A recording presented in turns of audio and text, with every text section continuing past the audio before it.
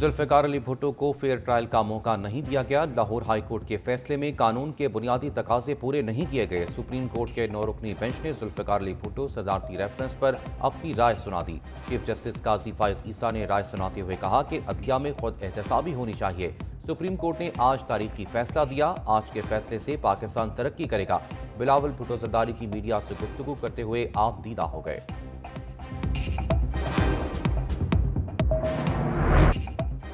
پاکستان کے وزیر اعظم کا عدالتی قتل کیا گیا۔ موقع ہے کہ عدالت پر لگے دھبے صاف کیے جائیں۔ شہر رحمان اور فیصل کریم کنڈی کی میڈیا سے گفتگو۔ آپ ہمیں کچھ دیر نہیں سکتے لیکن ازالہ تو کر سکتے ہیں۔ ایک بار پھر پاکستان کھپے کا وقت ہے۔ آصف زرداری بھاری اکثریت سے دوبارہ صدر بنیں گے۔ قانون کی پاسداری کے بغیر کوئی نظام نہیں چل سکتا۔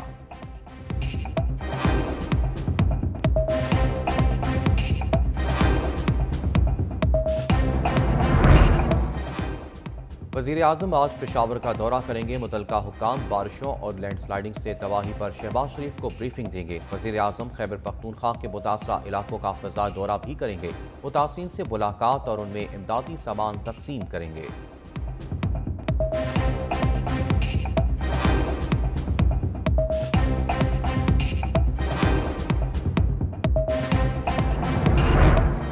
احتساب عدالت سے اشتہاری حسین نواز اور حسن نواز کا وطن واپسی کا فیصلہ۔ ایون فیلڈ ریفرنس میں جاری دائمی وارنٹ گرفتاری معطل کرنے کی درخواست دائر۔ جج ناصر جاوید رانا نے تفتیشی آفیسر کو کل کے لیے نوٹس جاری کر دیا۔ وکیل قاضی مصباح الحسن نے کہا کہ 12 مارچ کو حسن اور حسین نواز نے پاکستان آنا ہے۔ العزیزیہ ریفرنس میں دیگر ملزمان بری ہو چکے۔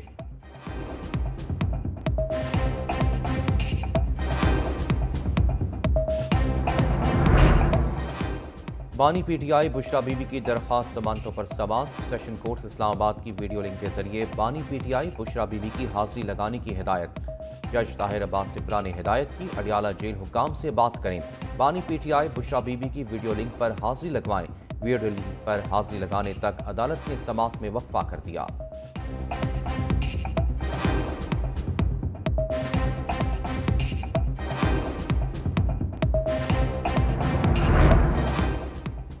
بانی پی ٹی آئی اور بشرا بی بی کے خلاف 190 ملین پاؤنڈ ریفرنس کی سماعت آج اڈیالہ جیل میں ہوگی۔ احتساب عدالت کے جج ناصر جاوید رانا اڈیالہ جیل میں کیس کی سماعت کریں گے۔ عدالت نے آج استغاثت کے 5 گواہان کو طلب کر رکھا ہے۔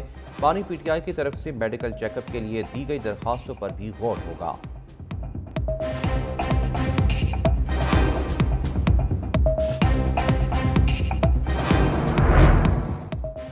فارم 45 اور 47 ویب سائٹ پر اپلوڈ نہ کرنے پر سماعت۔ اسلام آباد ہائی کورٹ نے الیکشن کمیشن کو نوٹس جاری کر کے جواب طلب کر دیا۔ عدالت نے کیس کی سماعت آئندہ ہفتے تک کے لیے ملتوی کر دی۔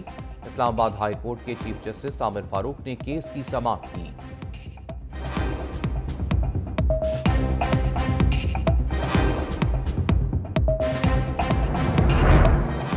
نواز شریف، آصف زرداری، یوسف رضا گیلانی کے خلاف توشہ خانہ گاڑیوں کا کیس۔ احتساب عدالت اسلام آباد کے جج ناصر جاوید رانا نے کہا تفتیشی آفیسر کو نوٹس جاری کر دیتے ہیں، ملزمان کون ہیں حاضری لگوا لیں۔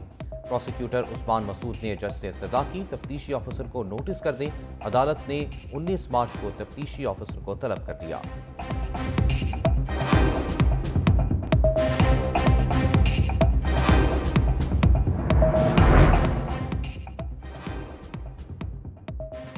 لاہور ہائی کورٹ میں پرویز الہی کو کسی بھی مقدمے میں گرفتار نہ کرنے کا فیصلہ محفوظ۔ عدالت نے کہا مناسب ہے، آپ نئی درخواست دائر کریں۔ اس درخواست کا مقصد پورا ہو چکا۔ جسٹس امجد رفیق نے سابق وزیر اعلیٰ کی درخواست پر سماعت کی۔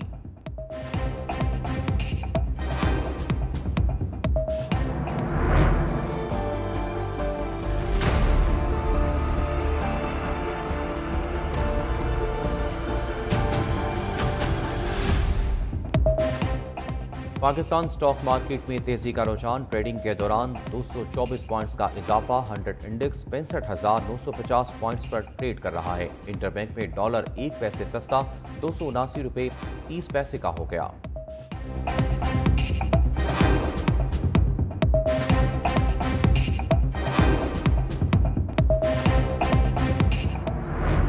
کور کمانڈرز کا انتخابی عمل میں مداخلت کے الزامات لگانے والوں کو سخت پیغام۔ Army chief general Asim Munir کی زیر صدارت بیٹھک۔ فورم نے کہا مشکلات کے باوجود مینڈیٹ کے مطابق الیکشن کے لیے عوام کو محفوظ ماحول فراہم کیا۔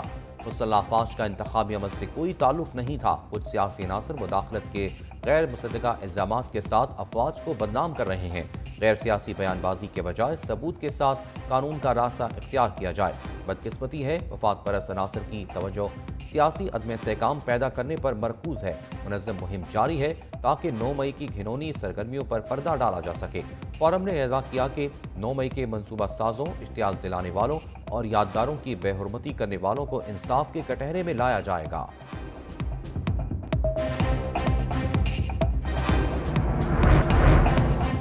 مخصوص نشستوں کی الاٹمنٹ کے بعد قومی اسمبلی میں پارٹی پوزیشن تبدیل۔ قومی اسمبلی کی 334 نشستوں پر نمائندے ایوان میں موجود۔ مسلم لیگ نون 123 نشستوں کے ساتھ سب سے بڑی جماعت بن گئی۔ نون لیگ نے 75 سیٹیں جیتیں، 9 آزاد شامل ہوئے، 34 خواتین، 5 اقلیتوں کی نشستیں ملیں۔ قومی اسمبلی میں سنی اتحاد کونسل کے ارکان کی تعداد 82 ہو گئی۔ پیپلز پارٹی کے ارکان کی مجموعی تعداد 73 ہو گئی۔ قومی اسمبلی میں ایم کیو ایم کے ارکان کی مجموعی تعداد 22 تک جا پہنچی۔ قومی اسمبلی میں جمعیت علماء اسلام کے ارکان کی مجموعی تعداد 11 ہو گئی۔ قومی اسمبلی میں مسلم لیگ کاف کے ارکان کی تعداد 5 ہو گئی۔ آئی پی پی کو 4 ارکان میں سے 3 جنرل اور 1 مخصوص نشست ملی۔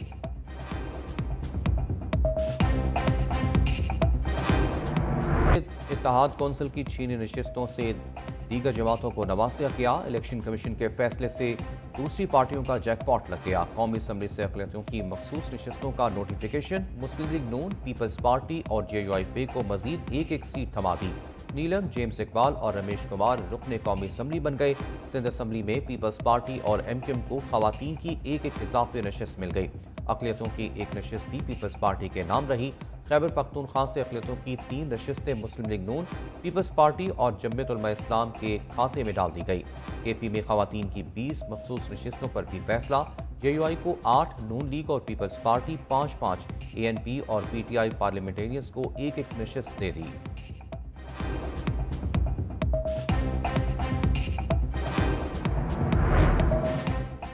اسحاق ڈار کو خزانے کی چابی نہیں ملے گی، وفاقی کابینہ کے ممکنہ نام سامنے آ گئے۔ بینکر محمد اورنگزیب کو مشیر خزانہ بنانے پر غور۔ اسحاق ڈار کو وزارت خارجہ کا قلمدان سونپے جانے کا امکان۔ ایم کیو ایم رہنما امین الحق، آئی پی پی کے علیم خان، کاف پی کے چودھری صالح حسین کی بھی شمولیت متوقع۔ رانا مشہود، عابد شیر علی، فواد حسن فواد اور احد چیمہ کے نام بھی زیر غور۔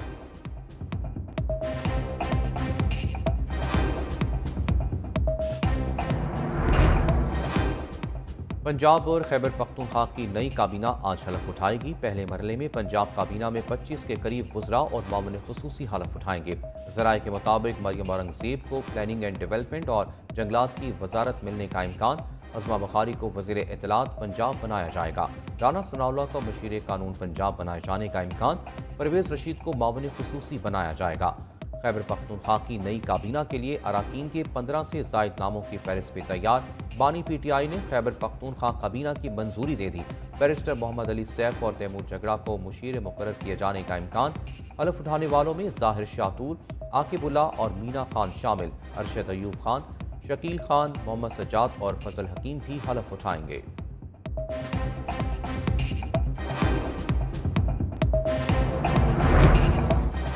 وزیر اعلیٰ سندھ سے ورلڈ بینک کے واٹر گلوبل ڈائریکٹر سروج کمار جھکا کی ملاقات۔ ورلڈ بینک کے سربراہان کی برات علی شاہ کو وزارت اعلیٰ کا عہدہ سنبھالنے پر مبارکباد۔ World bank water global director نے کہا کہ سکر بیراج اور دھواجی پمپنگ سٹیشن کا دورہ کیا۔ واٹر بینک کا فائنینشیل ماڈل ایک بہترین ہونا چاہیے۔ برات علی شاہ نے کہا ورلڈ بینک کی مشاورت پر واٹر بورڈ میں اصلاحات لائی جائیں گی۔ آباشی کے نظام کی مرمت کے لیے ورلڈ بینک کا پروجیکٹ چل رہا ہے۔